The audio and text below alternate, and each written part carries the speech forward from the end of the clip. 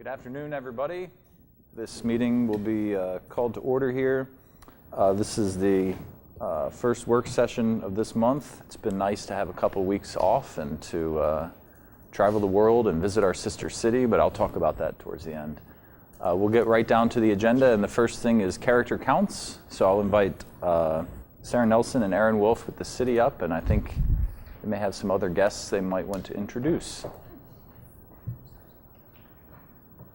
We'll start off with a refresh first. Back in November of last year, Mayor and Council resolved to make Hagerstown a character counts community. And so this is going to serve as an update for what's already been done and what is in the works for the future. So again, character counts program is based on a 6-pillar system of trustworthiness, respect, responsibility, fairness, caring, and citizenship. Got all 6. So first and foremost, within the organization, we've been introducing the pillars at orientation with new city employees. Orientation is something that HR started and they invited us in, which we're very grateful for. So we explain the relevance of character counts both within the organization and the work that we do, as well as building community within the city. We also ensure that new employees are aware of the effort, and we encourage them to provide us some ideas on how to implement the pillars within their respective work areas. You may have noticed that there's also character counts, the pillars displayed in the first floor conference center, as well as the lobby area of City Hall. And that's, again, thanks to the efforts of the HR department. So it's also a visual presence and a reminder of the pillars there. You'll see character counts as well on our city website, as well as the city's cable channel on channel 25, and that's the foundation for branding Hagerstown as a character counts community. The webpage explains each of the pillars more in depth, gives some guiding principles for each of them, and it also creates a space where we can highlight other character counts projects that are happening within the city. We've also been coordinating with some after-school programs, and especially with the faith community in the city on supporting character counts efforts. The Otterbein after-school program included character counts last year in their after-school program, which was a new addition. And the faith community has also sent it out via their community-wide email blasts, and also included it in some of their training materials and incorporated it into what they do there. So HARC especially is committed to making character counts a part of what they do. We're including a pathway to character as part of Memorial Park. So we thought that it was a nice tie there. It's based on the content that we've used on the website, and there'll be plaques down a walkway that feature each pillar and the guiding principle. And we thought it was a really nice tie between celebrating people who are notable Hagerstonians and teaching the community a little bit about character and what it takes to kind of get there. We've been attending meetings with Carolyn and the Character Counts Coalition. We're happy to have Carolyn Brooks here with us tonight. Hi, Carolyn. Yeah.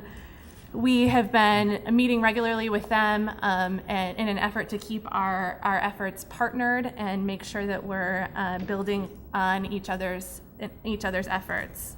Aaron and I, as well as Councilmember Nye, participated in a Character Counts workshop to learn more about how the pillars are being applied in various segments of the community. And it's been really interesting to kind of see how other businesses or organizations across the community use the pillars. And then in October, we always have a proclamation declaring that Character Counts Month. And this year we'd like to do something a little different by honoring a person of character. So we'll be marketing character counts more in September leading up to, as well as including October.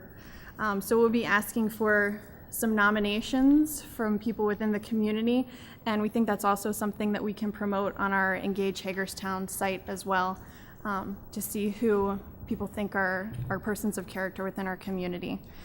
Looking into the future, you're familiar with the Department of Community and Economic Development adopting the Gateway on East Franklin Street, and we're looking for ways to incorporate the character counts pillars within the streetscape. So we've been doing a lot of beautification lately and engaging a lot of residents on the street. And complementary to those efforts will be some tangible reminders of the pillars.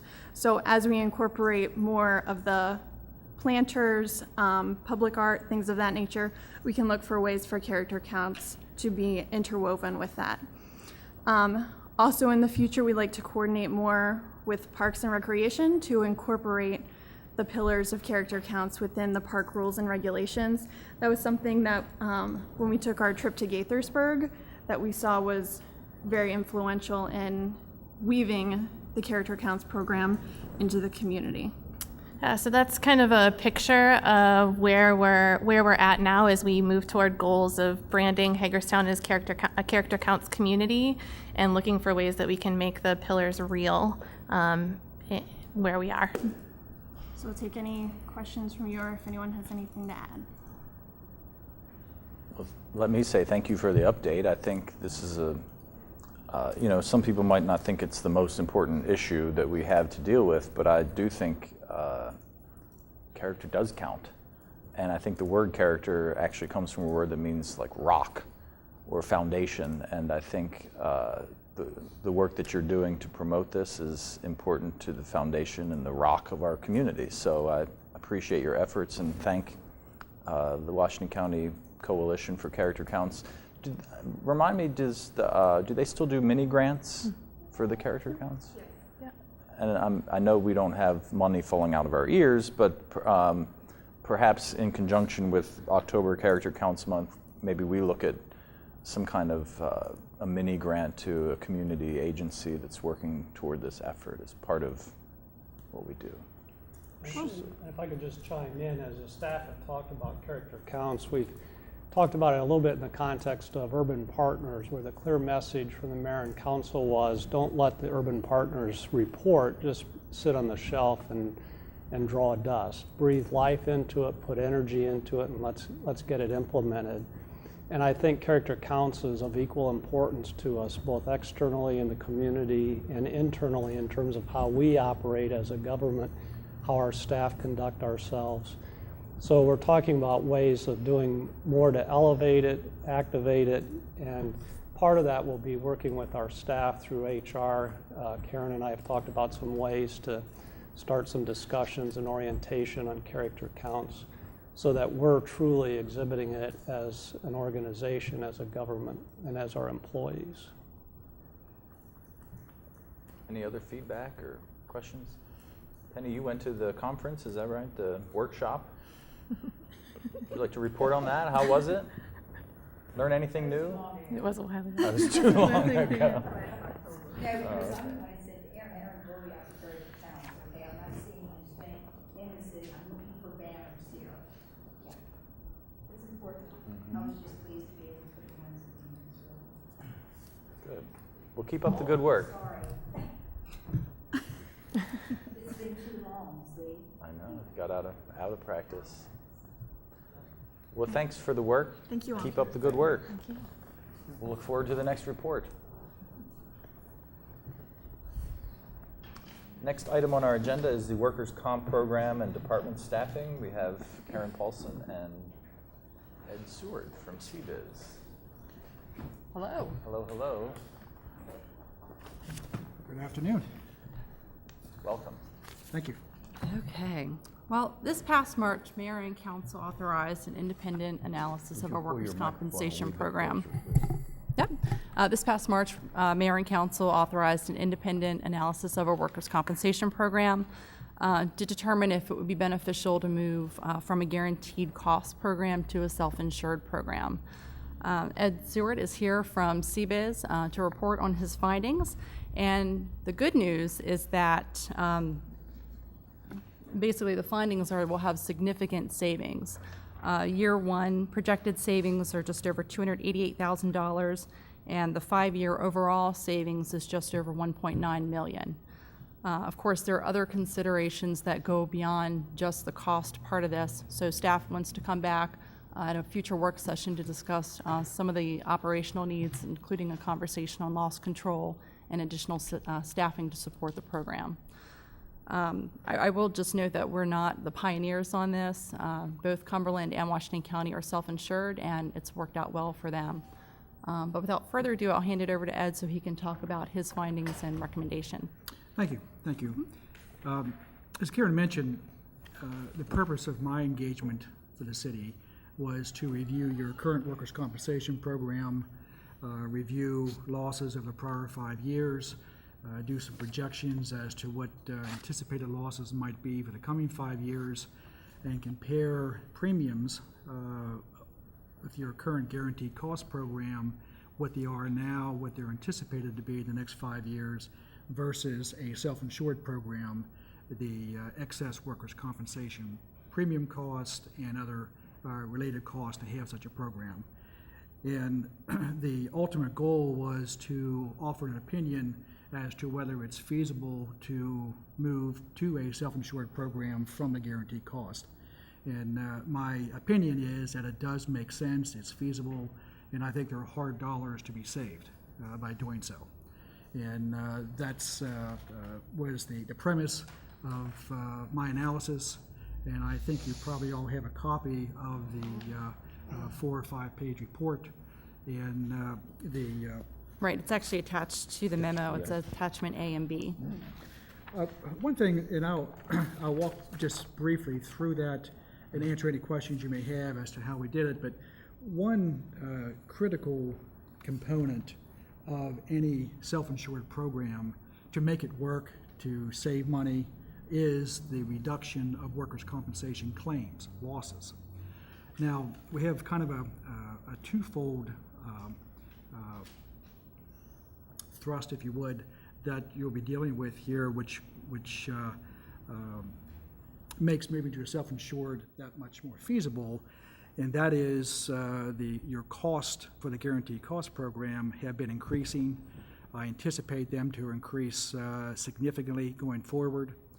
When we walk through the analysis, you'll note that your experience modification, which I'll touch on in a moment, just this year alone went from 0.86 to 1.04, and that simply means that is an 18% increase in your insurance cost with nothing else taking effect, no rate increases, no payroll changes, just because of loss history. So to make the program work, not only guaranteed cost to keep the mod down, but also moving to a self-insured is loss control, reducing losses, safety. So an absolute critical component to any program, particularly a self-insured program, is management's commitment to safety and loss control. And that means time for department heads, time from to form safety committees, and there is some cost to do so, but ultimately it works out very well to help reduce losses. But again, without loss control and safety, this type program will work, but not near as much. And the key thing with the self-insured program, because you're paying the claims yourself, every dollar saved in a claim or reducing losses is a direct savings to the city of Hagerstown. Absolutely. So that's what my More engagement. money for employee compensation. Yes, it is.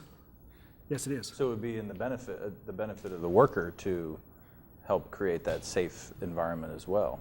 I agree 100%. Can I just ask you this question, Ed? Certainly. We've been told repeatedly that the reason for this huge change in workman's comp expenses is because of the cancer and heart-related issues with fire and police. Presumptive claims. The presumptive claims, which don't seem to have a lot to do with safety control.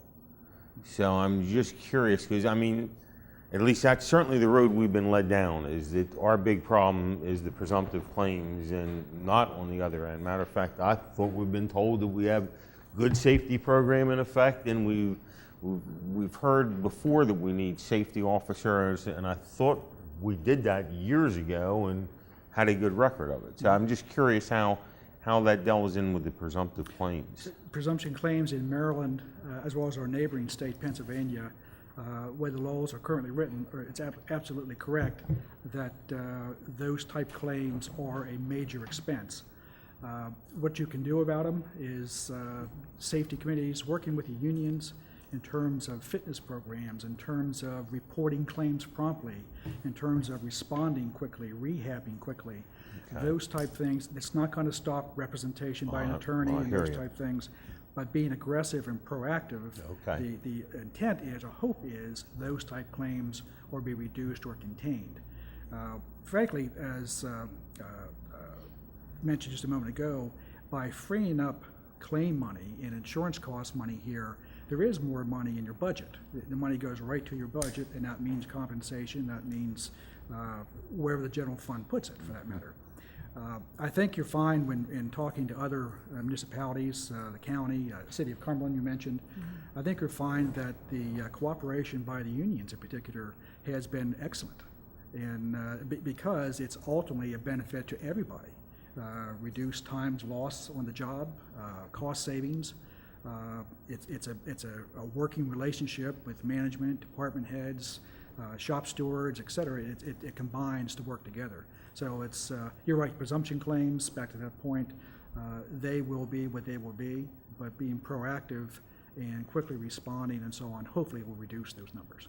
Thank you. Right, and we're limited with what we can do with presumptive laws, and it's obviously a big piece of the puzzle, but there's other components that we do have control over. Yes. Yes. Thank you. So if we look at the handout that I believe Karen submitted, the third page in, which is attachment A, is a quick summary of various calculations on the subsequent pages for the first year are outlined here in a pretty, I hope, clear way as to where the savings come from. The workers' compensation cost, again this year, your premium for a guaranteed cost program with the experience mod of 1.04. And I'll talk about experience mod just real quick, what I'm talking about there. An employer is rated on their loss experience compared to their peers in the same industry. Now, we're a municipality, so we're looking at other municipalities. And we're looking at your loss experience, your payroll size, et cetera, compared to other municipalities. And it's a 3-year rolling period. I mean, they look at a 3-year history of premium and losses and combine, and it's a long, detailed calculation, but to come up with the experience modifier that compares you with your peers. Prior to this year, last year's experience modification was 0.86, which means you were getting a 14% discount off of average of 1.0. This year, because of losses, your mod has changed to 1.04. And that just, as I mentioned, just off the bat, is an 18% swing, 14% credit to a 4% debit, if nothing else changed. And in my calculations, I used the same 1.04 when I looked at the premium for the coming years because I have no way of calculating that accurately and so on and so forth. I will mention, as a side note, that Chesapeake Insurance Company, formerly IWIF, is no longer a quasi-governmental agency. It functions now as a standard insurance company. They are slowly converting all their policies and processes to what the industry standards are. And that means that sometime in the future, and I don't know when, but the Chesapeake employers will be converting their experience mod calculations to national standards rather than their own internal calculations. We ran our software program that CBIZ has, we ran the losses for the prior 10 years, and input the data, and we came up with as of January 1st of 2015, a 1.49 experience modification versus this 104. And historically, when we've run that internally, it's always been within a couple points, a couple percent of what NCCI calculates. So I'm pretty comfortable, even if it's 2 points, 3 points off, that's going to be roughly a 45% increase. Is my projection just on your insurance cost for no other reasons than your mod will change. Now, that could be next year, it could be 2 years, I don't know the answer, but they are shifting to that. Again, Chesapeake IWIF is a strong carrier, a good company, and they're simply changing to what the other standard carriers are doing.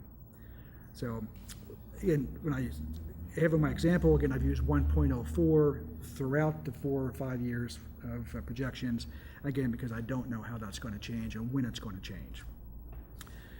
Basically, I'm running down the expenses, and I don't know how much detail you want to spend, but there are certain costs that are part of a self-insured program. You have state assessments. You have second injury fund assessments. You'll have fees that you'll pay out of your pocket for attorney fees when you have to go to court with a workers' compensation claim. All those, I've estimated $20,000, for example, in legal fees.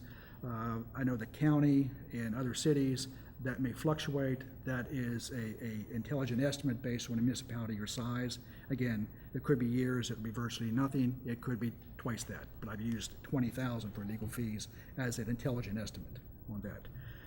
We're talking miscellaneous other costs. There'll be banking costs.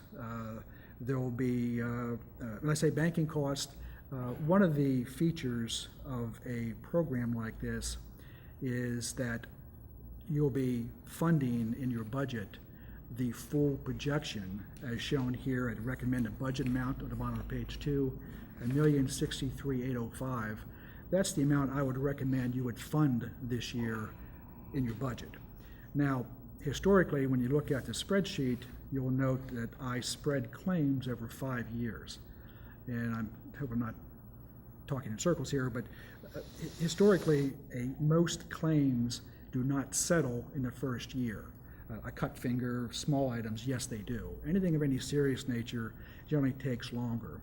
And I've used a calculation of 20%, 25% in subsequent years, then 10%, 10%, et cetera. And the reason for that is claims are not all paid in the year they occur. They are paid some this year, medical bills, lost wages, subsequent years, et cetera, until they're closed out.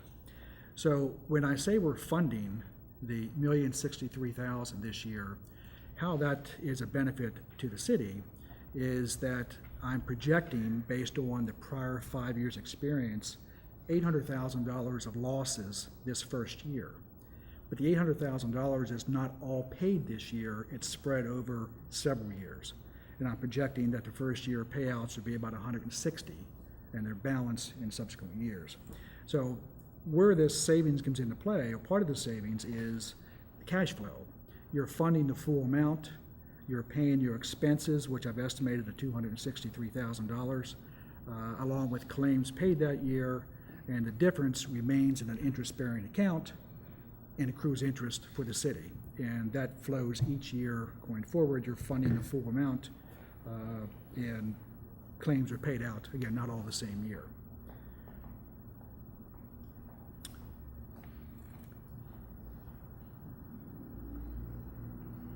How much detail do you want me to spend, Karen, on, are there any particular questions So at this ask point? for questions at this point. Well, could you just real quick cover the stop loss on the individuals? Yes. Just so And the the council difference between understands aggregate that. and individual. Exactly. Thank you, Bruce. One of the costs for this program is excess insurance coverage. And what that means simply is that the city is absorbing the first portion of any claim, and once it hits a certain point, then the excess insurance steps in like a regular insurance policy and pays that amount to the next $1 million, if you would. How that's broken out is the police, fire, and power electrical station. Those three items have a $750,000 retention. The other employees of the city would be a $550,000 retention. That simply means that in any individual claim, the city will be paying up to a maximum of $550 for employees, $750 for police, fire, and power employees. And why they're police and fire, they're broken out primarily because of presumptive claims. That's why that option is there. And say that information's on the last page. Yes, that's the last page with the details. And the power folks are included in this same retention level of 750, given the potential for severe injury there, just by the nature of what they do. So the excess insurance policy, I had several quotes, as you'll see on the last page. The best is the 129,737, and that is using, again, 550 retention for employees, with the exception of police, fire, and power, which is 750. Okay. Yes. I read in here that part of the cost savings will need to go to somebody to run the program. That's correct. Can one person actually run the program? My opinion is yes, and I'm not sure what the plans are internally. One of the key components, which is also listed here on the front page of the actual cost of the program, is a TPA, or third-party administrator. And that is the entity that charges a flat fee. And I had it quoted, and the best was PMA Management, an annual fee of $41,000. They would handle all claims in terms of adjustment, dispersing monies, reporting to whoever here at the city is the key contact person. They have access to a excellent claim management system, meaning at any given time, folks from the city can access the system to check the status of a claim, what's been paid, et cetera, et cetera. So can one person handle it from the claim standpoint of filing the claims? My opinion is yes, but I don't know what's been discussed internally about that, and that's probably something you'll be talking later or next Right, meeting. we'll be or discussing at the follow-up. follow-up meeting. But We've only talked about one position. Right. We'd like to talk with council more about that, because I think there's some positive implications for the HR department beyond just the self-insurance aspect of this program. So the third-party administrator could be a third party, or it could be someone internal, is that? my recommendation would be to use the outside company, only because adjusting claims in of itself is complex. Adjusting workers' compensation claims, in my opinion, is even more so. You want experienced folks to review invoices, every invoice that comes in. Part of that review process by that third-party administrator is reviewing for usual and customary amounts, taking off things that aren't included. It's oftentimes things are included in a bill that are not part of a work comp. Those type of issues is what they do, and that's what you're paying them for. So clearly, some large entities have a staff that handle claims. They have claim adjusting experience. That is possible. My recommendation at this point is that's not the direction that we would want to go at this juncture, only because we don't have the staff, the city doesn't have the staff to do so. And And I believe the county uses PMA. I think they just shifted to PMA as of July 1. Yes, I have a question about the attachment B, the claims estimates that increase each year because of the delay in settling claims. Are the ones under the current policy grandfathered, or do we have to pay out an amount per year on the claims prior to the year 2014? Good question. The program we have now is a guaranteed cost program, which means you have paid a premium to Chesapeake IWIF, and any claims that occur prior to canceling that policy, should you choose to do so, that policy will respond and adjust those claims until the end. Even if it's a 5-year, 10-year down the road, it's their claim. So they're covered, they're grandfathered in a Yes, positive sense under that's the correct. Okay, now, but I have a follow-up question. Then that means that as we get into this, we get up to, let's say that's 5 years is like your spectrum of settlement time. By the 5th year, you're pretty well there in terms of, well, so the yearly gain, would that keep diminishing because you're rapidly catching up by adding claims payments each year without a commensurate anything offsetting that? So your net savings is going to be less, is it not? That is correct. And what you'll find, and as I mentioned at the very beginning, what will make this program work is reducing losses. And one of the things I did not include, purposely so, is that you'll note in the very top of attachment B under payroll, for example, I used a 2% increase per year for the city. That's conservative. I think it's probably more like 3%. And as payroll increases, your premiums are going to increase accordingly.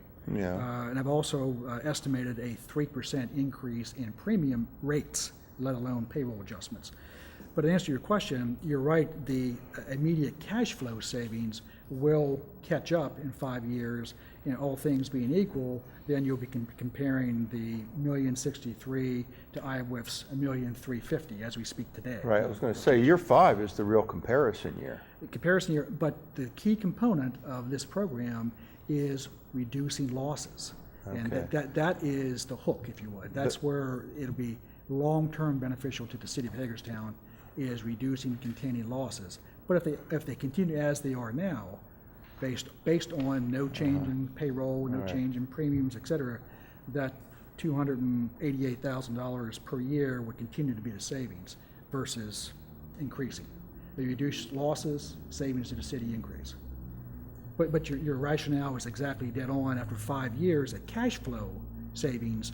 Right, well, I realize there's other variations, Yes. but those are larger amounts than those variations. Yes.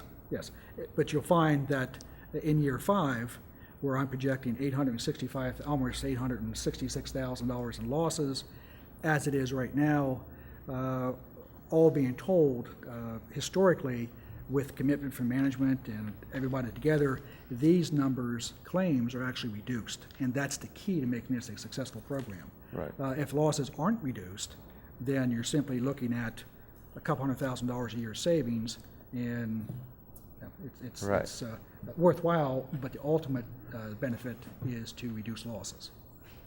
Yes. So still savings, but not to the extent projected here. Yes. And I again, think, Ed, when you were just saying you are conservative in using lower estimates on the guaranteed insurance cost side of it by using the 2% and the 3% inflator. So That is to the correct. extent our payroll goes up more than 2%, that drives up the cost of the guaranteed insurance program beyond what you've used in your Yes. projections. And one of the things when I say conservative, again, I use 2% for a payroll increase. I think future budgets are probably 2 or 3% for payroll increases. I did not build in any increased experience mod with the guaranteed cost program. It's 104. If Chesapeake does change to the NCCI National Council Compensation Insurance, the standard industry mod, we projected, again, a 45% increase in your premium right there. And also the losses, I think I've been conservative in terms of a 2% increase, where indeed I think you ultimately should expect reduced losses.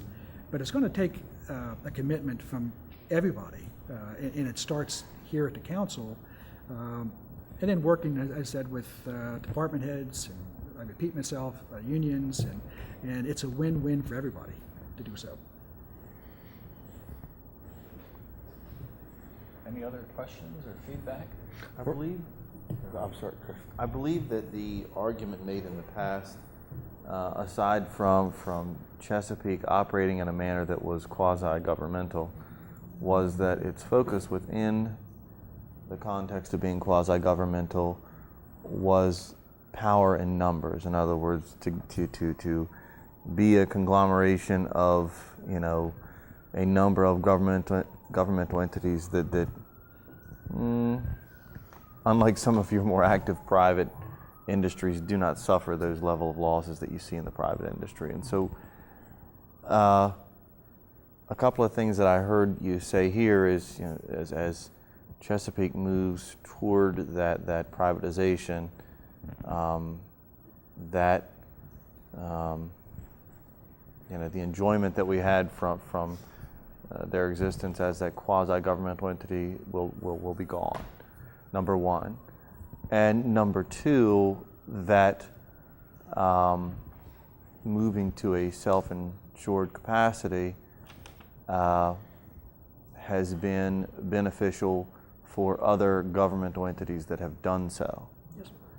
And as I have said on a number of occasions here, as the city considers moving toward that self-insured program on its own, I'm aware that other jurisdictions have done so in a combined effort.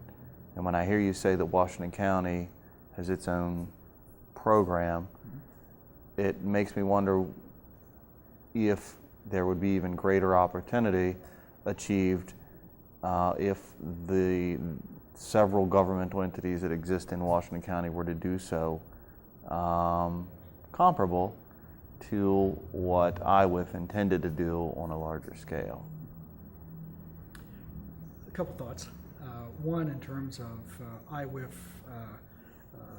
with insuring governmental entities, yes, they have done so for some time. Their initial creation back when was an insurer of, hate to say insurer of last resort, but they would accept any risk that was not able to obtain coverage in the standard market. That has changed dramatically in the last 10 years. When they slowly began changing to what standard carriers are doing, their rates became more competitive. We, as an agency, for example, have a significant amount of business with Chesapeake IWIF, and will continue to do business with them because they're competitive. And they, their option is they have different abilities to still accept high-risk accounts, but their charge more so going forward is to operate like a standard company. So yes, they have a number of municipal accounts. I know some have larger accounts have moved in Maryland in the recent years, but they still have a significant book to that effect. And again, a fine company. In terms of a pool with other entities, again, you are a separate legal entity from Washington County, for example, or another township or someplace else, another community within Washington County, and all with your own separate tax ID numbers, separate corporations, et cetera, et cetera. So as an employer, you would not be in a same group program with another entity such as that, such as Washington County as an example. For workers' compensation, I know in Maryland there is, for property coverage, there's the Local Government Insurance Trust, was a pool for property coverage and liability for other entities in Maryland, but I'm not aware of any such pool in Maryland, nor am I aware of separate governmental entities or unrelated employers combining their experience for one insurance policy. It sounds too logical that that would be subject to look at. But again, you're separate entities and separate employers, and they would stand separately.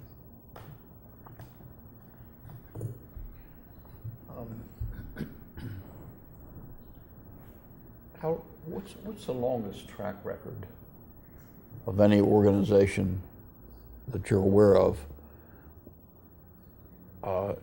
that has taken over their own responsibility? I don't know the answer to that. The county was the 80s, right? They've been doing it for I'm sorry, I quite a can't hear while. you. The Washington County's been doing it, I believe, since the late 1980s. Okay. But how far does an entity go back to be self-insured? I don't know. I have a list of self-insureds in Maryland. Be happy to pass this along if you like. And that's all self-insureds in Maryland. And it's anybody who would qualify based on size, financial strength, et cetera, to be self-insured. It's often, most times, an advantage to do so.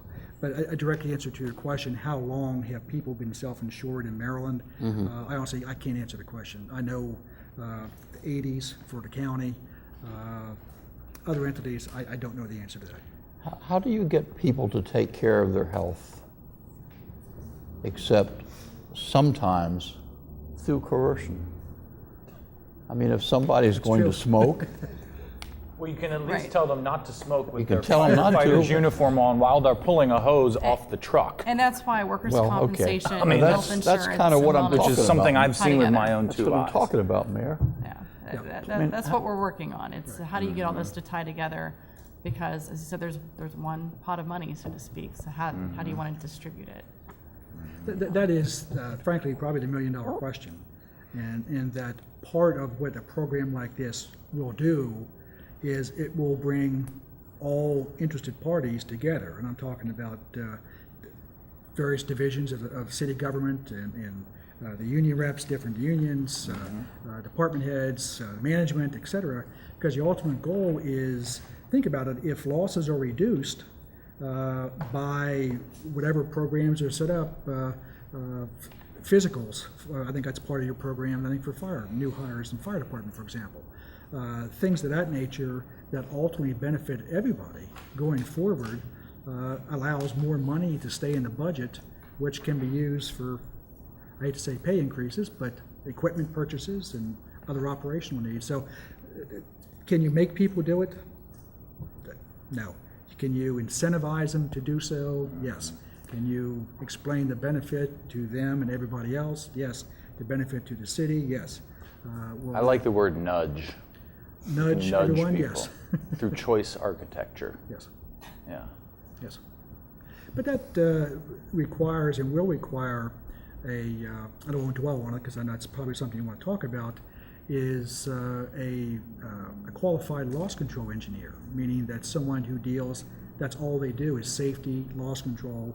And I use an example of the city of Cumberland has a very active interaction between departments, unions, et cetera, regular meetings, and it's worked very well since that's been instituted in the last number of years. I know I've seen businesses that say like 375 consecutive days with no injuries or something on the job. And that's the kind of thing where you're trying to make it a community-wide or at least corporate-wide effort. And some of the communities that have done this, they share information across the organization by department on which claims are appearing in which departments. So Who's everybody costing us the most money? sees where the impact is on insurance for workers' comp, and then they try to work together under this whole thing of there's one pot of money for employee compensation. And it's amazing, something as simple as prompt reporting of claims. It's statistically proven that a cost of a workers' compensation claim that's not reported within the first couple of days starts increasing. If it's not reported within a couple of weeks, it starts multiplying the cost of the claim, et cetera. So, and part of this type of program and interaction with employees and unions, et cetera, that's just one of the very basic items is prompt reporting. Everyone's aware of what they have to do and why. Something like that helps reduce costs. And so there's no one item that's going to make this program work to reduce losses. It's a combination of a number of things. But that's the intent. And that was a great point a minute ago too about ultimately the big savings, the long-term savings will be in reduction of losses. Then after losses are maintained at a certain level, lower than they are now, then you'll find too that the excess workers' compensation premium costs will be dropping. In terms, then your assessments by the state will be going down, and it all works in tandem. Well, what I said was after 5 years, we catch up with ourselves, at the current projected level, right? You would be catch up close. with ourselves, yeah. Instead of large items to be a couple $100,000. Right. Yes. But I have a question, a little bit of follow-up. We're going to have some other work sessions on this, right? Right, no expectation of a decision today. I would like to see this worksheet, and other council members may have other requests, but with the save, I don't see it, maybe I'm missing it, but the estimated net savings year by year by year instead of lumped together for 5 years, and then you can lump them together for 5 years, but I don't see anywhere where it's broken out. It's not, but the formula is the same as on attachment A. Yeah. Simply plug in the premium, the different Right, columns. but I would just like to see a line, Well, so I happy don't to have to do the math, which I can do, but No, I don't want happy to do to. my own spreadsheet. And I wouldn't mind seeing the results if we had the 1.49 modifier, I don't know, down the road. This is already pretty busy, but I would like to, if maybe just one more line and everything else, keep everything else the same, and 1.49. Around the family. Yeah. Sure. and then I'm gonna look some more at some of these other assumptions, but you know, it's a good start, so thank you. I guess my question is, why would anyone not do self-insurance? Like, what would be the advantage of sticking with the old way? I have a couple insureds that would like to do so, but the numbers just don't make it feasible, meaning their premiums, they're solid financial and would like to just take care of claims themselves with an outside administrator, but the excess premium and other cost or doesn't make it a savings to them versus their guaranteed cost now. As a matter of fact, if you look at the prior 5 years, my example, you'll notice that until your premiums start climbing, the prior 5 years, it would have cost you nearly $78,000 to do this. So it Again, just depends on the entity and their premium and losses. current situation. Yes, absolutely. And your premium has grown from 700 to $1.3 million in 5 years, and that's what makes this feasible now. Again, nothing wrong. Again, the program you have now is fine, and you could continue, but I feel the costs are going to continue as well to creep up.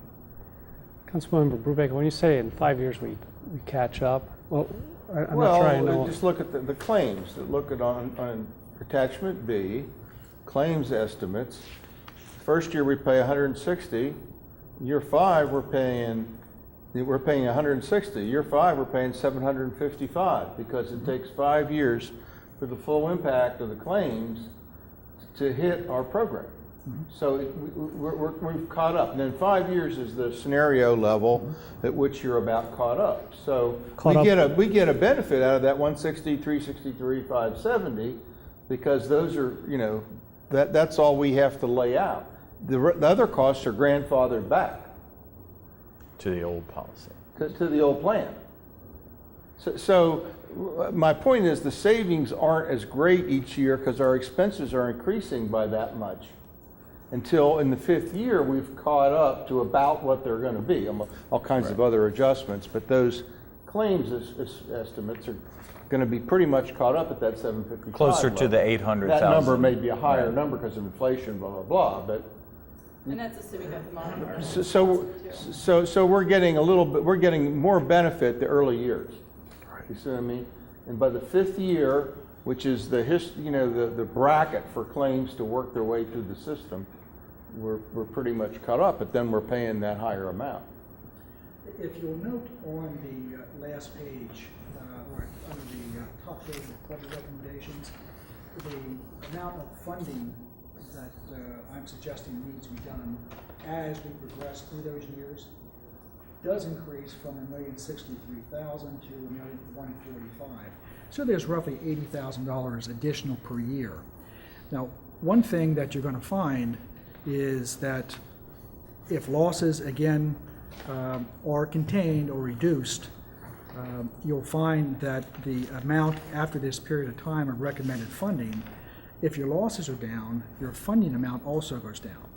So when you look at the numbers here, I'm very comfortable that the 5-year savings we have here is accurate based on increasing payouts each year. It's simply saying when you what I'll do is I'll go ahead and do all 5 years. Yeah, I'd like Same to as we see have it on here attachment because A. that'll show the impact of those claims estimates. Absolutely, and that instead of having 800,000 under estimated annual incurred loss, it'll reflect up to 865.9, and you'll see across there. Very easily done. In fact, I have it to you over the next couple of days. So we're not changing the estimated savings for 5 years of $1,972,000. That will not change. No, I'm not saying that, but I'm saying the savings are proportionally greater in the early years because of the way those claims estimates are. Right? Right.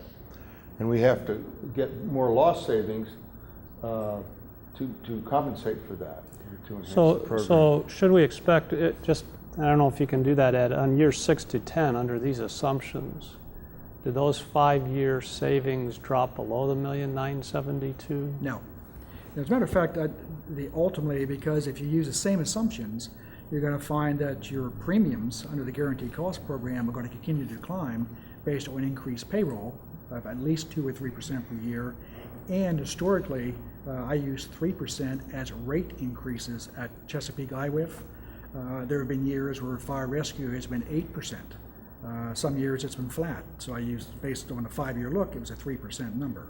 So I think you're going to find if I did the same projections, which can easily be done, you're going to find the ultimate savings are going to keep increasing based on increasing the losses by 2% per year, but your cost, the guaranteed cost, is going to increase by the amount of payroll and rate. And if we add in, which I've also, Councilman, include what the effect of the 1.49 experience mod would have. Well, that's a separate thing, because, Yes. but what you're saying is the continued escalation of the estimated premium under the current situation would compensate for the fact that the claims estimates have caught up to themselves. Right. Bear in mind, too, that as the payouts are going to increase, note also, too, that each year we funded the full amount. So in a matter of 5 years, we've funded $4,163,000 in amounts of potential claims, where we paid out $755. So this same spread, this same chart would increase. So if we went 10 years, you would find that the savings here at the bottom line, $1.9 million, would increase also proportionally. Because each year we're funding the full amount, but we're not paying the full amount every year. Hey, Ed. Yes. Can I add something? Sure. Last year's fiscal year 2000. Wait a minute. Pull up a mic. Last year's 2014 losses with reserves is $420,745. So when we're looking at estimates, that's just what they are. You're going to have up and down years. Last year was a great year. Total costs, what we've actually paid out as of 7/10 was $62,000. Reserves are at $358,744. So I just want to point that out. Now, and I understand that they're estimates and they vary greatly. I'd just like to know the basis for the estimates and how it works. And I think we're getting there. Thanks. Sure.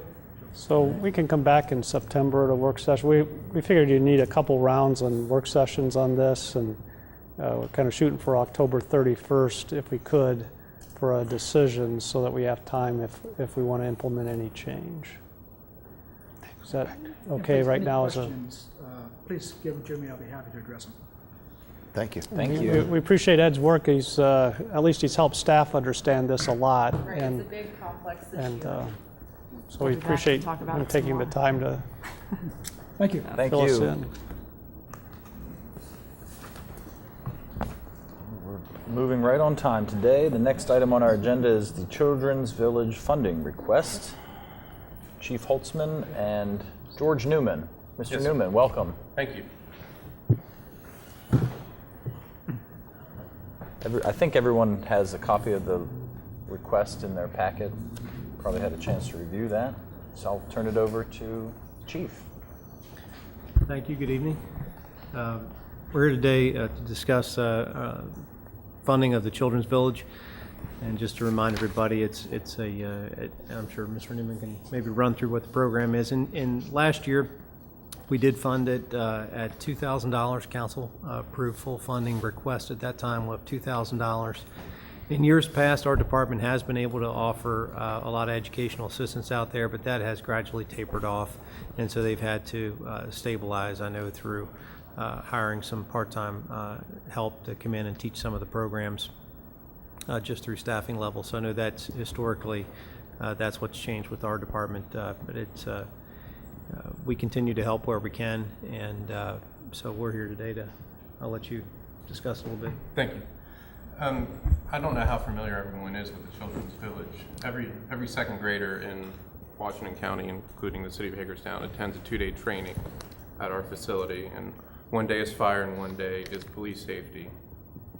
It costs us about $67 per student to put them through that 2-day course, because we have to pay for the instructors to come in. And it's a great resource for the students because they're dealing with the gentlemen and ladies that deal with this every day. We know this program works. We have 27 cases that have been confirmed where a student has saved a life as a result of what they've learned at the Children's Village. We can't quantify how many accidents have been prevented, and that's something that we really stress with the students, that through safe behavior, they can prevent a lot of these issues from happening. So we kind of thought that it was a logical place to go to the Speed Camera Fund, if you will, to help with safety for children. We have an annual budget of about $160,000, and I go to a variety of sources. I just started this spring, but the first thing I did was go through the budget and find places we could cut. In the nonprofit world, there are have-to-haves and nice-to-haves, and we have all have-to-haves at this point. There's only 2 full-time staff members. I go to a variety of foundations and private donors, community grants. We're doing fundraisers. We have a golf tournament coming up in September if anyone's interested. And we're trying to do some different things. We have a helicopter that's going to drop 500 balls at the tournament, and closest to the pin wins. Trying to do some different things to set us apart. So I appreciate your time today. If there are any questions, I'm happy to answer them. The current request is for, is it 33,000? Is that? Well, that'd be great, but I put 5,000. Okay, I wasn't sure I'd where happily accept that. Oh, here it is, funding of 5,000. Would the, Town's paying 12. and this would come out of the Safe Speeds for Schools Actually, program? On the budget finance standpoint, Michelle and I have talked about it. It's premature for Michelle to say we've got year-end results on the Safe Speed program from last fiscal year, June 30th. We don't even have July results yet for this fiscal year. We would just say if the mayor and council wish to fund this, just take it out of general contingency. Which is where it comes from anyway. Right. It's squeezing the Right. balloon. But to say that we've got money in the Safe Speed program, Michelle and I can't tell you we do right now. We had a much more aggressive estimate on our revenue for the last fiscal year. So we're But that would be an appropriate source of funding, I would think, even beyond the 5,000. well, and just a reminder, you've got 250 that you've already approved in your general fund agency contributions. So just to mention that, this would be an addition if you chose to do anything more beyond the 250. This is known as we have a lot of budget talks, and then after we get done budget talks and approve it, then we start talking about budgets again. I have the same problem that I've had before, and I don't know when you can stop it. This is a great program, and I would be the first one to say yes when I find out that Williamsport, Hancock, Smithsburg are contributing. Well, I can speak to that. I'm actually going to the Smithsburg Town Council meeting Good. tonight to thank them for the 2,000 donation. They made that 2,000? this That's year, and fantastic. Hancock did 2,000 as well. That's great. And I'm going after Boonesboro too, don't worry. You do that, you're Bit of the first Williamsport. nonprofit to come in and tell me that, then that makes my life much better. We have That's- students from all over Washington County, so we're No, that's- everybody. It's been struggling for some time. Well, we're going into our 25th anniversary coming up, so one of the great things of living in a community like this is there are a lot of great nonprofits, and it's hard to say that anyone is more valid than the next. So. Very, That one is very much needed. What is the Really. history of Children's Village in terms of who built it and how was it originally funded? I'm not aware of that history. Well, Does our anyone- first classes started in 1990, but previous to that, there were the Mike Callis Foundation basically started it, and with the support of several local businesses. If you've driven by, we have mini village in the back. Yeah, There's yeah. an Exxon and AT&T did their building, and Brethren Mutual. So you've got the kids get to drive little sponsorships. go-karts around the back and learn street safety. So it's a unique thing. There's only, now that the one in Texas closed, there's only about 11 of these in the entire country. So it's really a great resource for this community. Totally agree, yeah. So, Councilmember Metzner's a yes, as long as you have my those argument's other. taken away, What was our current one again? 250. 250. Last year you did 250 plus the 2,000.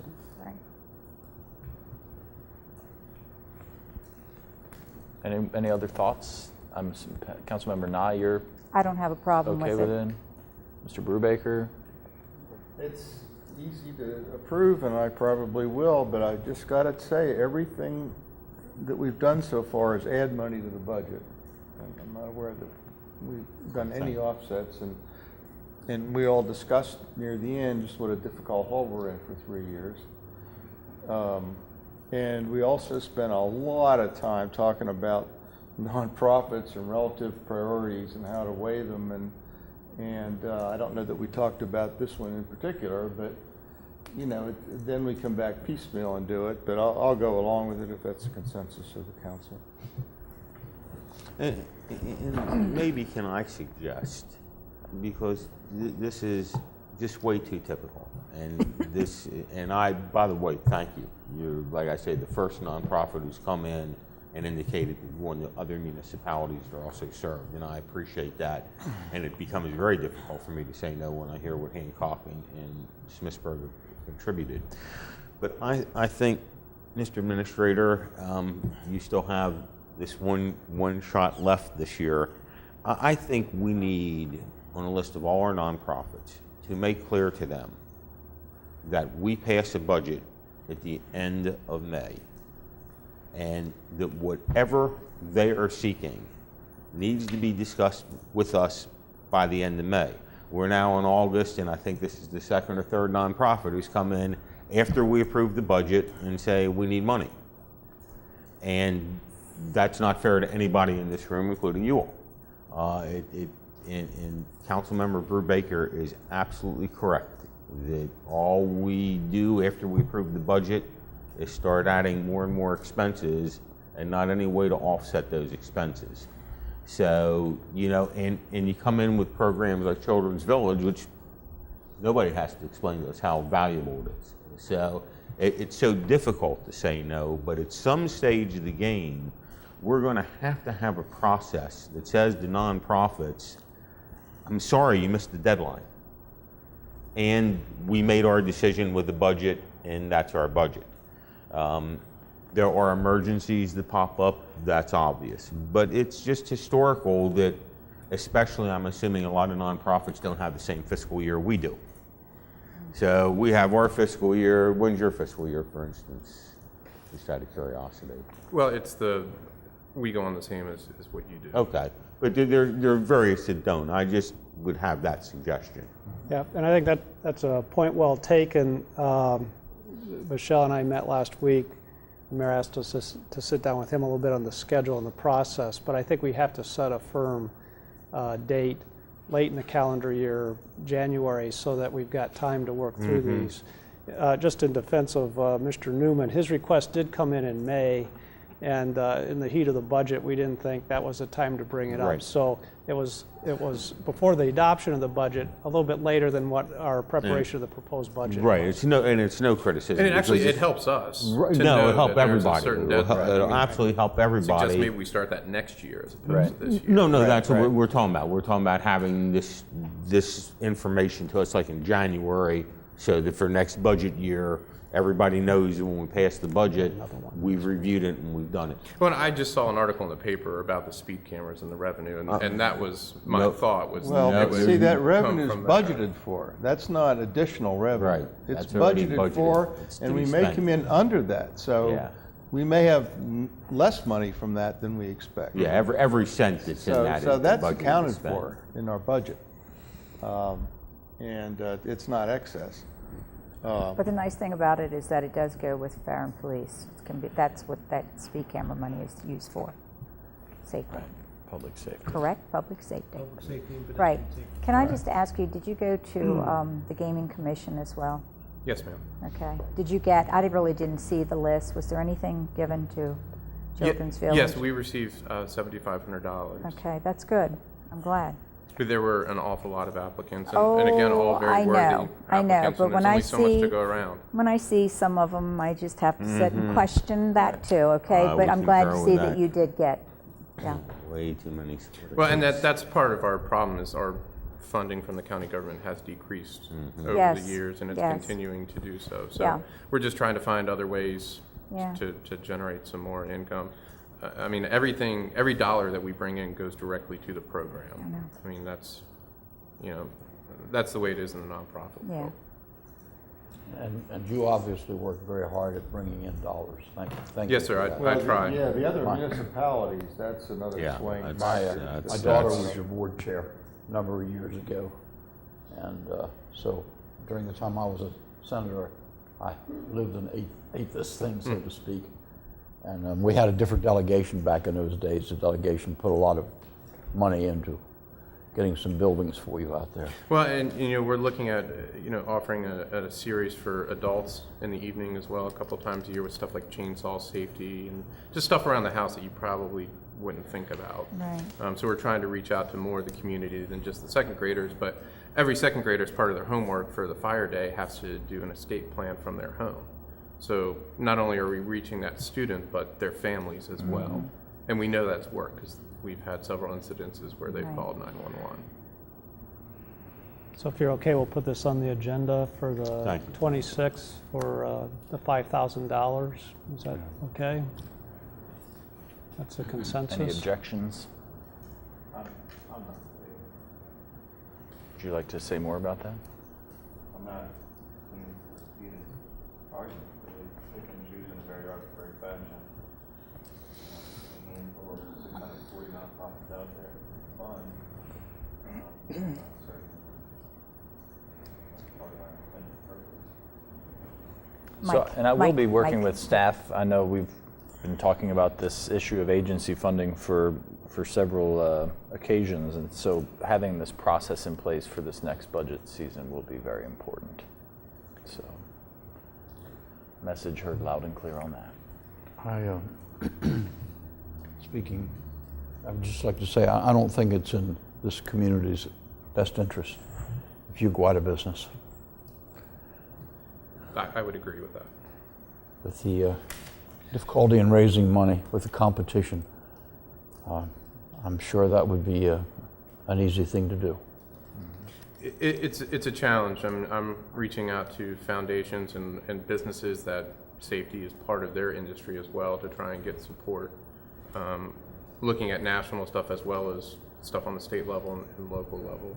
So we're looking everywhere we possibly can. We're not relying on one specific source to keep us funded. Well, we in the city find ourselves in sort of the same position as you find yourself. So you may only be able to rely on this funding for 1 year. Well, that's exactly it. I mean, every year it can be something different. The Nora Roberts Foundation last year denied our request. This year they accepted our request. So you can't depend on, we don't have a billable service per se, so we can't depend on money coming in the door. We need to go out and get it every day. Okay. Well, thank you very much. Thanks for your time. I patience appreciate in it. us responding to your request. Well, Certainly. while George is here, some of you may remember him from several years ago wearing a different hat. He helped us get state grant funds in that incident to put in the trail from Pangborn Park to Fairgrounds Park. So No, I worked for the Chesapeake Wildlife Heritage. I think it's hard raising money for kids. Try for a wood duck. Yeah. That's a real challenge. That was a good one. That's you. But he helped us a lot on that trail and got some nice grant funding for that. And it's a very well appreciated trail, too. Thank you. Thank you. Thank you. Chief Holtzman remains at the table to talk about a CIP project for crime camera replacement and CPTED improvements. Yes, Mr. Mayor, our crime cameras around the city are aging. Many of them have been in existence for over 10 years. We started with the Jonathan Street project. It was grant funded, I believe, back then, before 2000. And right around 2001, we installed the cameras downtown. And that system now is really showing its age. We've had to remove several of the cameras that were not functional, and we've replaced those downtown with some of the neighborhood cameras. These were the 50 cameras that we purchased through the COPS Technology Grant. So we've moved some of those downtown to fill in the gaps that we had, but it's time to move those back out to the neighborhood. And so I'm here to talk about using some funding to create a CIP project. And then we'll put that in our budget years going forward. We've always had some maintenance money in there, but not a real capital project. And it'd be my fault for not asking for that capital project at the beginning of the budget year. I thought our maintenance cost was going to be enough, but we've had a number of these just fail on us. When you have a grant to integrate software systems and everything, And it that's doesn't do any complete. good to integrate with bad cameras, I guess. Right. Yeah. It did work, and it's functional. All three systems do talk on one platform, and they're viewed up at the police station. I invite you all to come up and take a look at it. However, you can really tell the quality of the different cameras over a 10, 12, 13-year time span. So what we're looking to do is to begin over again and start within our core, right in our downtown, and put our best and brightest high-definition cameras there as we replace them, and then kind of work our way back out again. And this funding will allow for the replacement of several of the cameras right in the central part of the downtown. Again, we'll take some of those movable cameras. For instance, we put 2 of them around the Barbara Ingram School. We have them here in the central lot behind us. So we'll take those cameras and move them back out into neighborhoods that need them to support our neighborhood projects.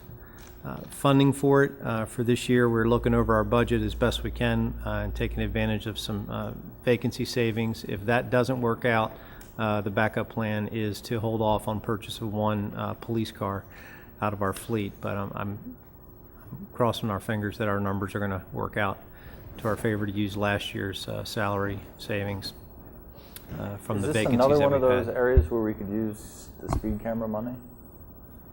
Or is this not? If we had it. rather than beyond what was budgeted. And if we have the money from salary savings, because we know we build a certain amount of what I always call laps, but salary savings into the budget, and I don't know to what extent, it's all fungible. So some, what's in the chief's department, all the general fund stuff is fungible. So, whether we have it or not, what was the total cost on that again, Chief? 50,000 was the request to move into this.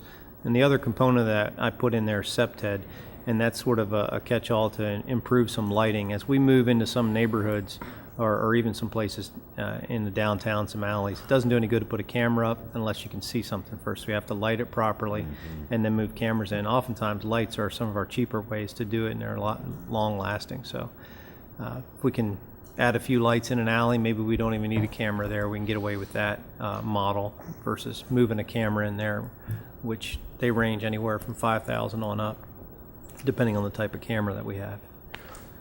I just hope that the department and the central people can work together so we at least break even on this for. Well, that's what we're trying to do, is to work within the budget and not come to you and saying we're going to go beyond our budget. But it is an unbudgeted purchase, so we're trying to be creative in finding a way to do that. It's an important one, I think, one we need to move forward on, just to start to keep pace. And then I think you'll see in subsequent budgets annual allocations for cameras, just like you do for computers and vehicle purchases. And that's, in talking with the chief, that's really where we need to go. We've got so many cameras out there. There's going to be natural breakdowns and aging of the cameras. They're out in all kinds of weather sometimes. So we need to start budgeting annual amounts beyond this current fiscal year. But this would help us get through this fiscal year. If you can get this for the deferment of 1 vehicle, this is a good deal. Oh, yeah. Yeah, if worst case scenario, if we had to pick, I think that's, we get so much, we get a lot of effort out of these things. They're recording all the time. Are they watched all the time? My answer is we have the capability to watch them 24 hours a day, but I'm not going to guarantee that we're watching them every camera, every minute. I don't think anybody expects that. You can go back and watch them, right? But we can always go back. They're all recording, so. Yeah. Although the chief and I have talked about the possibility of perhaps opening up the cameras for to be able to be viewed online, almost to the sense of like a crowdsourcing of crime control, with the little old lady down the street who doesn't have anything better to do, but she's got an internet connection, and if she sees something going on, then she can make the call and say, hey, you need to check out the corner of You could fill out this form. Mulberry and Franklin. Or make a report. But I think, and it could also be used for economic development. People, you can see how busy the streets of Hagerstown are at any given time. And, if a camera needs to be taken offline to do an investigation or whatever, certainly there'd be that capability. But I think that would be a unique something to offer the citizens of Hagerstown. There's lots of people who monitor the,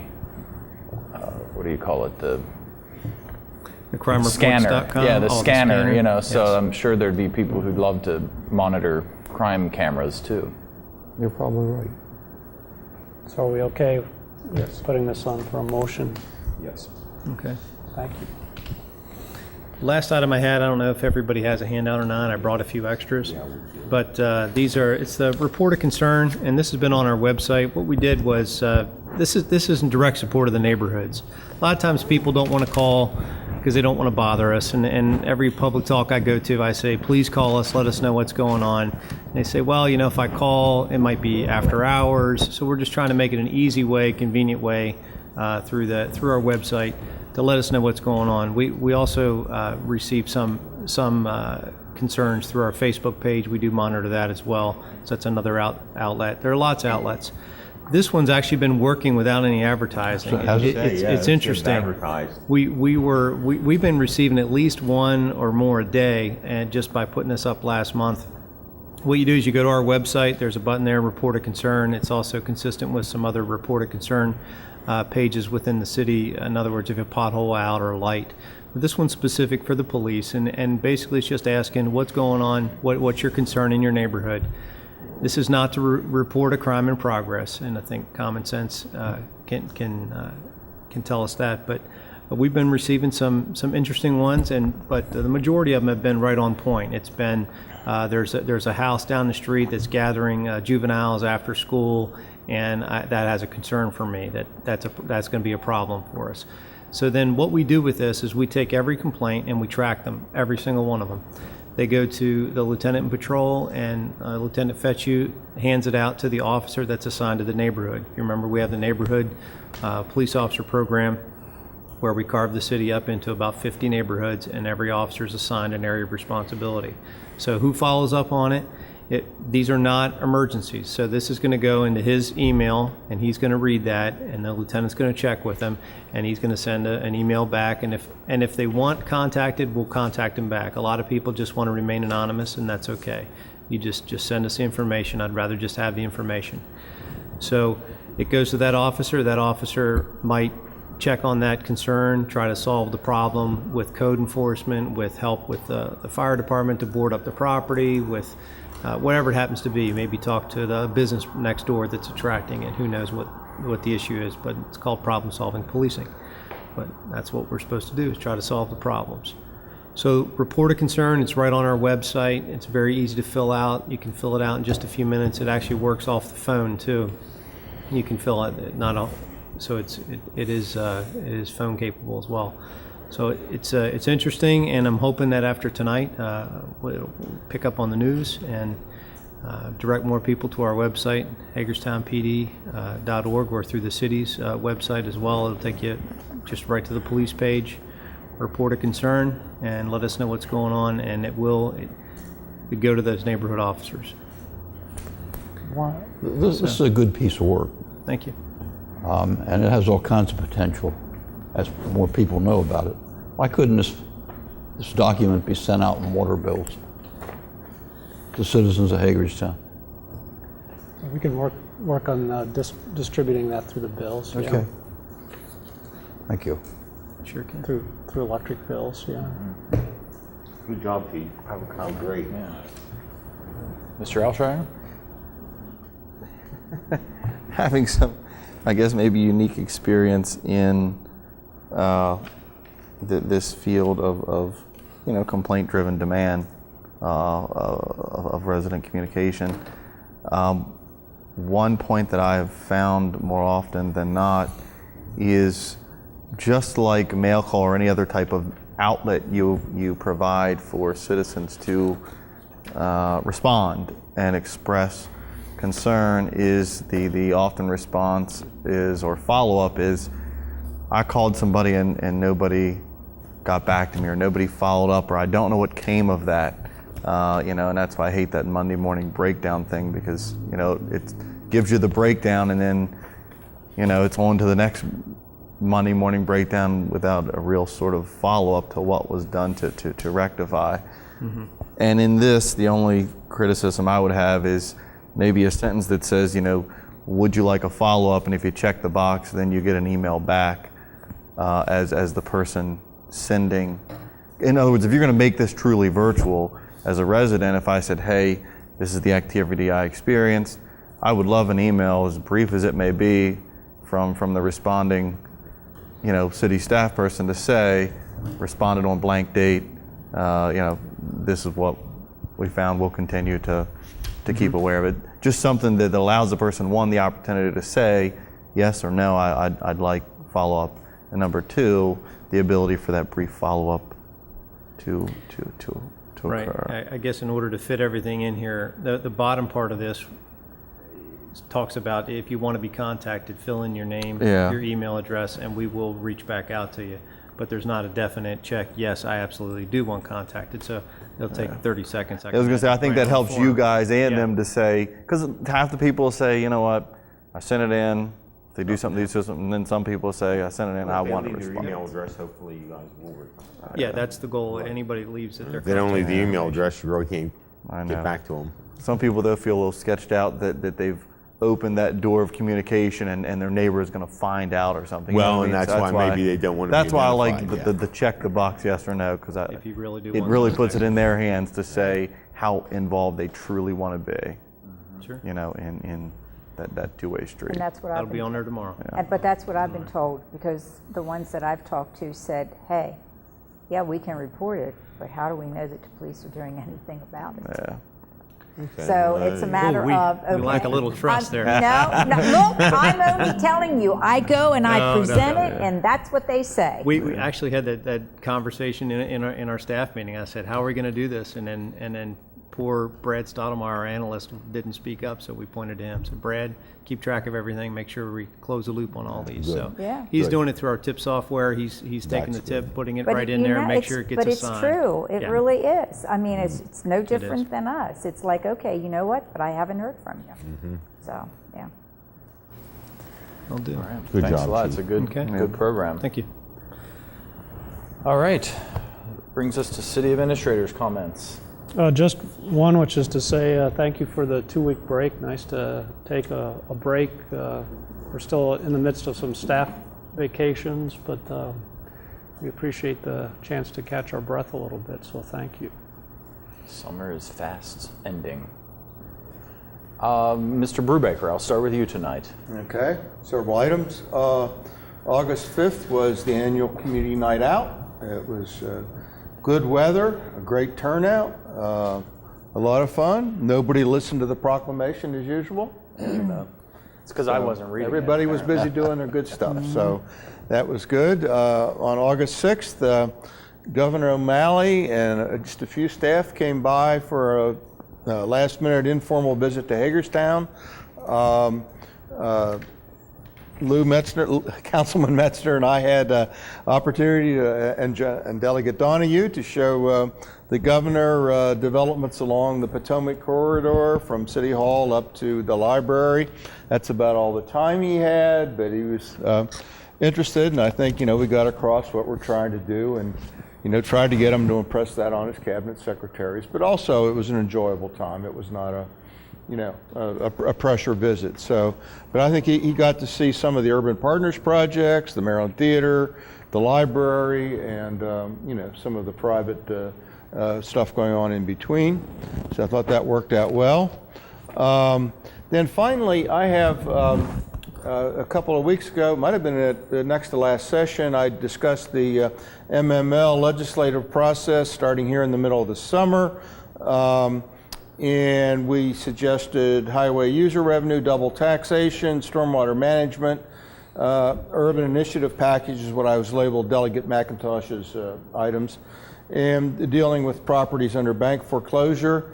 I submitted all 5 and met with staff to the extent I had time and put them together. The last 2, Kristen's, which are good ones, I was a little more general because I had a little bit less specific grasp of those and didn't have time to talk to Delegate McIntosh's staff. As it turns out, and I didn't know this ground rule, I'm terrible at ground rules, MML was only accepting 3 initiatives per municipality. So, but I'm glad I did them anyhow because, it's preparatory for next year. I sent them down. They're down there, they can't say Aren't the never saw first them three before. like standard boilerplate? The first three are the Everybody's- standard Yeah. stuff. But it's, they say for all the municipalities, there's only 3 each. So, but I think that, they remain valid for possible future years. Some of what Delegate McIntosh worked in may be on the governor's new sustainable growth package that they're working on, that we met with the secretary on today. So what I wanted to just briefly say without reading them or getting into them was there are 10 legislative action requests that are pending before the committee.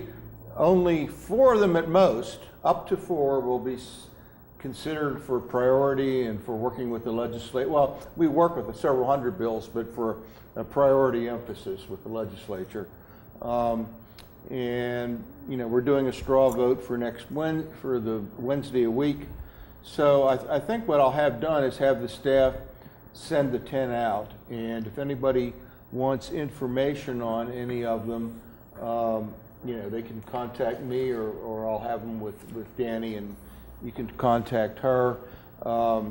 If we want to discuss them next Tuesday, we'd have time. The meeting's the day after. But right now, I'm recommending the same 3 that we recommended. Of the other 7, at the moment, I don't see any that are, any higher priority than what we recommended, to be honest. Now, we will discuss them on that Wednesday, and maybe there'll be new information. That planning process change, which I hope to get done by other means, but, that's a new one. But so that's where that is, and we'll try to get that out. Thanks. Mr. Elshire. Just one item. I obviously received some correspondence, actually 2 items. I received some correspondence after the vote on the 22nd, I guess it was. I wasn't here, on the change in the rental registration fee to the effect that, it seems that our efforts are focused specifically on rental properties, and I don't know how else we can say it at this point, except that the efforts I think that we're making aren't specific and haven't been specific to regulatory processes associated with rentals only, but rather our responsibilities in citizen concerns expressed, and it doesn't matter whether it's commercial or rental, residential, or owner-occupied. I think that I think I spoke for mayor and council alike, that our effort is responsible stewardship of your property within the city, whether it's a rental or owner or commercial or what. And it doesn't, and for me, whether it's the activities that we've heard about from the sheets up, on Potomac, to some of the rentals on Antietam and other places, and if there are other measures that staff come up with or have ready for review as it applies to issues they're having with those properties, I would hope that they would bring those forward. I would like to think that we certainly don't pick and choose between owner-occupied and non-owner-occupied. I believe that what we pick is, again, responsible stewardship of the property. A chronic nuisance is a chronic nuisance. Right, and whether to me, it's owner-occupied or renter-occupied. Yeah, and so I think that's a point we need to make throughout our deliberations. And then the other thing is, just like to thank staff. I've gotten a number of correspondence of a property in the 100 block of, I guess it's West Franklin, that some trash and debris stored out back, and again, there's a neighbor that has to sort of live with that experience every day, and in a confined area like that block, I'm sure it's very clear and present, but I'm pretty sure that staff communicated back, and it speaks to that sheet that just showed us, because staff communicated back to me and said, hey, we've notified the property management entity, we've notified the property owner, and we plan to clear up the issue and have it addressed and make sure that the property management's aware of it. And that response order came to me and not that person. So that's why I say I like to have the person say, okay, here's why it was addressed. And so thanks staff for addressing that. Mr. Munson. As I look around the chamber, it's absolutely beautiful. It's clean and it's incredibly nicely painted. And I'd like to commend and compliment those folks who did it. I think it's probably the first time in my lifetime that it's been painted. Well, and I it think looks great. They're still working on it, but it certainly looks a lot better. It certainly does. And my only comment about the paint, because I know people might criticize us for spending any money on paint, but I do think we have to be good stewards of this building, and you can change the color of the paint, but the quality of the decisions made around this table are still what is paramount when it comes to what happens in this room. So. They are. And let me just make one other comment. Yesterday I called, for a reason that Bruce and I had talked about, I called Junior Mason. When I got a hold of Junior, he was out at the city park working on the cupola, that picture of which was in the newspaper. And we had a enchanting conversation about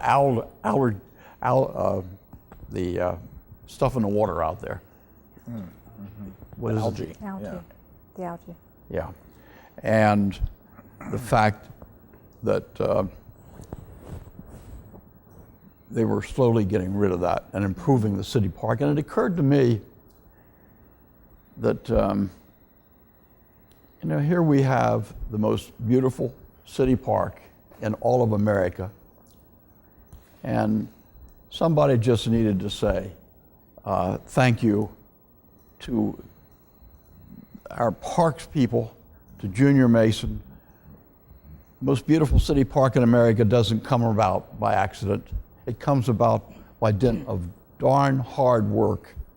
And the people that have made that happen, our city employees, under the direction of Junior Mason and Rodney Tissue, our city engineer, have done an incredible job of helping put us on the map by what their efforts have been in that park. And I'd just like to say thanks to them, thank you on behalf of myself, and I'm sure I speak for the mayor and the entire council in that regard. Absolutely. Ms. Nye. All right, and Chief, I don't know if this one's for you or if I don't know who to give it to anymore. Graffiti, okay? Well, anyway, my neighbor and myself now, since we've had the whole episode with the sheets, we've actually been patrolling in the morning, 6 o'clock in the morning, so we're doing the alleys. I can relate, if council members have not gone down some of these alleys, and especially alleys in the north end, it's a matter of you don't want to have your elbows out of the cars because you cannot get down some of the alleys. Mm-hmm. Therefore, visibility is very bad, and that's why it is the need of having more lights in alleys. Anyway, down where Trinity Lutheran is at, you're seeing the sign Trinity Lutheran in the alley. We now have the crown that is there, which is significant for gang. As you go across the alley, going down right where you're going towards the turning point place, but up from that, to the left, you will see a garage that has got the same crown on it. These are new, so I don't know if there's any more tagging. We didn't see any more as we was going through that area. And we go from usually Church Street clear out to Northern Avenue and then back in. So the graffiti probably is going to be on a swing now, especially since the kids are getting ready to go back to school. Also, the apartment building that is down beside the Alms House, I believe that I'd mentioned that a new owner has taken over. He is actually getting rid of everybody that is in there, and hopefully things will work for him. He was very encouraged to hear about crime-free housing, So I think that that's something that Jerry's going to have to look into, and I've not contacted Jerry. He really seemed very interested.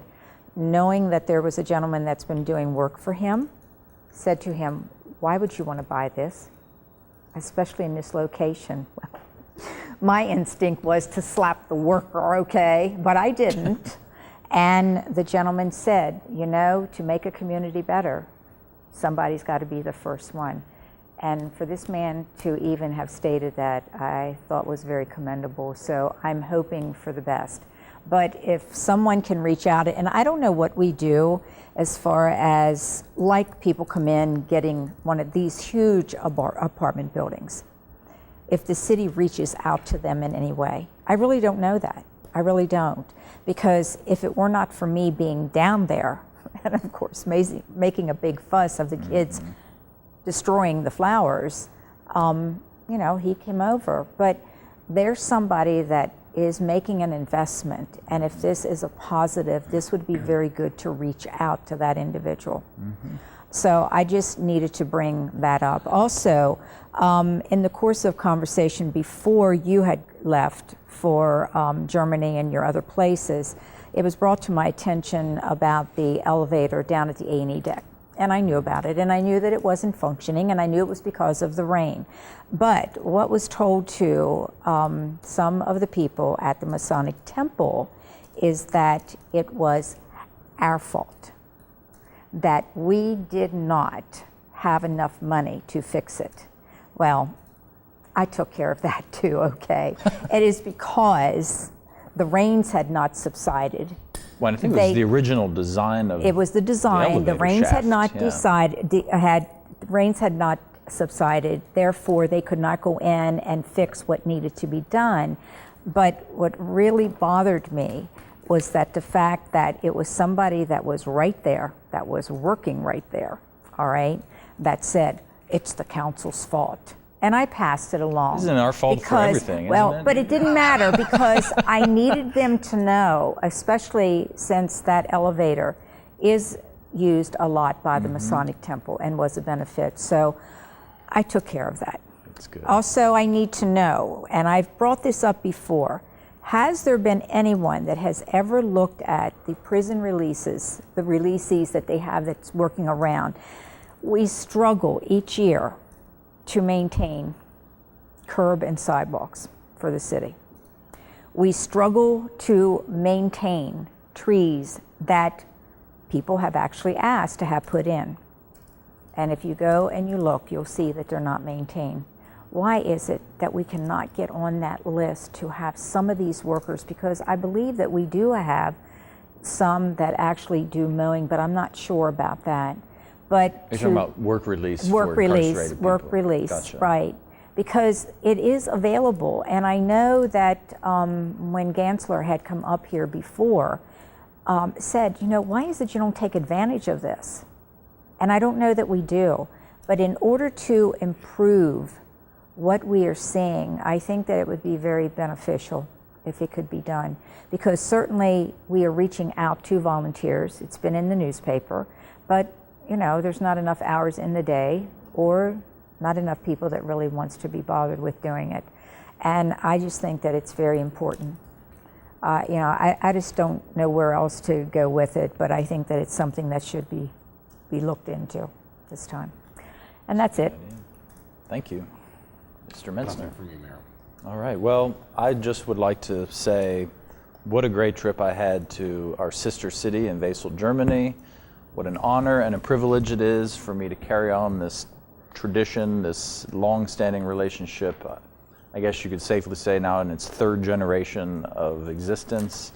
The people there could not have been nicer. The Burgermeister herself and her husband, Richard Walsing, who's their sister city partnership affiliate head, was a fantastic tour guide. They rolled out the red carpet for me, showed me the best time that could be had, and I was thoroughly impressed by the city of Wesel, and I think left a positive impression on the people there and invited them over for next summer's August-Overfest, which will be the 20th anniversary of that event.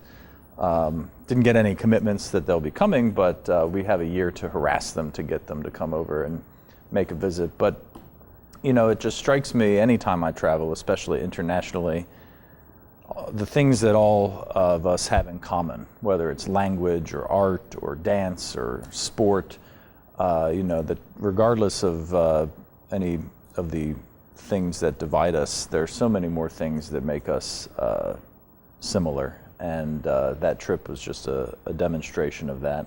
And can't wait to get some of these pictures off my phone and share them with people. And I do want to update folks that city staff and I met with representatives from CSX today. It is not easy to get anyone from the railroads on the phone, let alone around a table. So I have to thank Rodney and Jim and the engineering department for really spearheading getting this meeting. But we had a whole agenda, list of items that we wanted to discuss with them, not the least of which, and I want to thank the chief as well for being there and his ongoing work with the security staff at CSX, because what I and I would suspect all of us don't want to have happen is to have any more deaths occur in the city of Hagerstown on CSX property.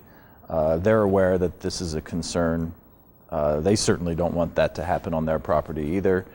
The yard that is between Burhans Boulevard and City Park is 27 acres, I'm told, and the terrain is pretty rocky, but we did get some commitments from them, at least to maintain or to trim up the road that accesses the interior of the property. We're going to try to work with them on creating some visibility space so that the chief and HPD and their security can continue to monitor. But it seems that the effort that's being made out there is keeping the population from re-inhabiting that property. We still obviously have challenges in our community when it comes to the homeless population. You know, the Homeless Coalition, I am told, is giving homeless people tents. So that obviously doesn't help our efforts in discouraging people from camping on any property within the city. So there are obviously more courageous conversations that have to be had to solve this complex and challenging social issue. But I'm confident these conversations will be ongoing. The other, Mr. Brubaker alluded to it, we met with the planning secretary, Rich Hall, the Maryland Department of Planning. Hagerstown, I think he said they've interviewed more people from Hagerstown on this infill revitalization and redevelopment effort that they're engaging in. They're preparing a final report to the governor, and I think we were able to give him and his staff some valuable feedback when it came to what issues we face with our efforts to revitalize and create more infill development. But it's striking because, you know, in our community, we will still have folks who advocate for projects on the outskirts of town, you know, like a new Walmart, and say what a great thing that's going to be for Hagerstown, when in fact, it is the exact opposite of what will be good for Hagerstown. And it strikes me that one could advocate for a new Walmart and also advocate for revitalization of downtown, because to me, those are two mutually exclusive goals. But again, more work and more conversations will be had along those lines, and look forward to getting more of the Urban Partners projects on the agenda. And so, in other words, we may take off the Tuesday after Labor Day, but I anticipate a very busy fall here at City Hall. And once again, it's always a pleasure working with you. If anyone else has any other comments, we will be adjourned. Thank you.